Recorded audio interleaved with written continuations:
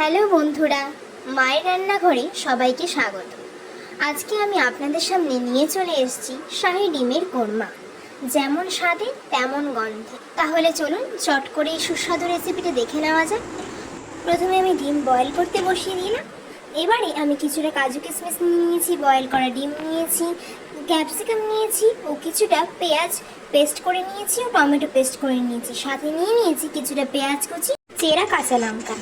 এবারে আমি গরম প্যানের মধ্যে কিছুটা পরিমাণে ঘি দিয়ে দেব। ঘি গরম হয়ে গেলে তার মধ্যে বয়েল করা ডিমগুলো দিয়ে দেব। আমি বেশি ভেজে নেব না, ডিমগুলো হালকা ভেজে নেব। কিছুটা পরিমাণে নুন অ্যাড করে দেব।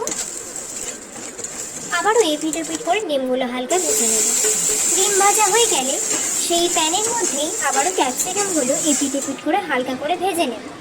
এবারে সেই প্যানে কিছুটা তেল গরম করে তার মধ্যে দিয়ে দেব পেঁয়াজের পেস্ট, টমেটোর পেস্ট ও সাথে চেরা কাঁচা লঙ্কা, কাজু কিশমিশ। এবারে হালকা নাড়াচাড়া করে নেব।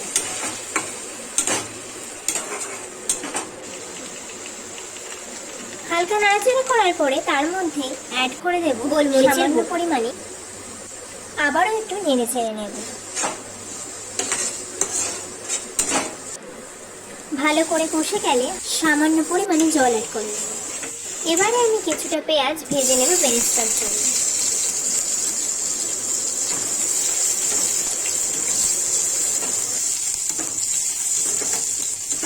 এবারে প্যানের মধ্যে দিয়ে দেব গোটা জিরে, একটা তেজপাতা, একটা শুকনো লঙ্কা ও কিছুটা পরিমাণে গোটা গরম মশলা। এবারে একটু নেড়ে চেড়ে নেব। এবারে দিয়ে দেব কুচো করে রাখা পেঁয়াজটা। এবারে আমরা এর মধ্যে অ্যাড করব টমেটো পেস্ট, পেঁয়াজ পেস্ট ও কাজু কিশমিশ নিয়ে যে আমরা ভেজে নিয়েছিলাম ওটারই একটা পেস্ট বানিয়ে এর মধ্যে দিয়ে দেব। এবারে দিয়ে দেব ফ্যাটানো টক দই। ভালো করে মিক্স করে নেব।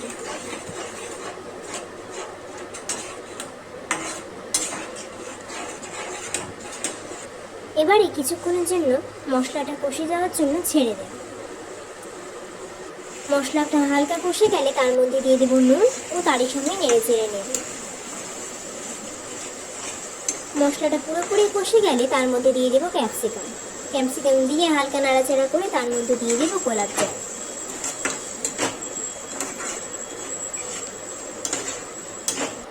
এবারে দিয়ে দেব ডিমগুলো। হালকা নেড়ে চেড়ে নেব। এবারে ডিমের মধ্যে দিয়ে দেব কিছুটা পরিমাণে জল।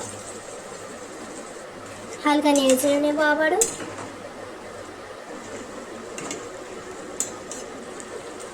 এবারে সামান্য পরিমাণে গরম মশলা দিয়ে দেব।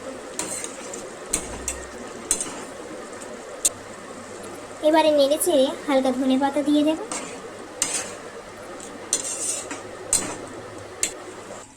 এর মধ্যে দিয়ে দেব সামান্য পরিমাণে চিনি। এভাবেই তৈরি হয়ে গেল আমাদের দুর্দান্ত রেসিপিটি শাহী ডিমের কোরমা। ভিডিওটি ভালো লাগলে অবশ্যই লাইক, শেয়ার ও সাবস্ক্রাইব করতে ভুলবেন না।